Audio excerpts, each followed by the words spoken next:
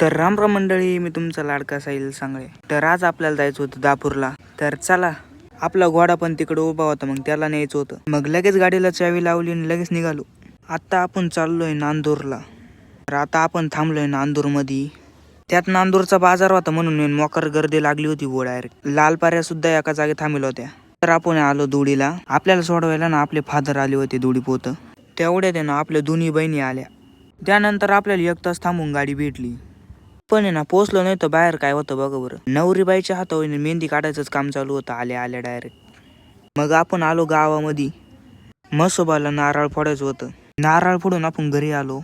मग आपला मंडप पण आला होता टाकायला.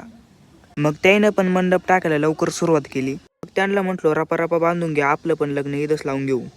बरं ते मग जाऊ द्या. तुम्हाला आपला मिनी ब्लॉग कसा वाटला ते तुम्ही लवकर कमेंट करून सांगा. आणि लवकरात लवकर आपल्या चॅनलला सबस्क्राईब करून घ्या बरं. भेटू उद्याच्या एका नवीन ब्लॉगमध्ये.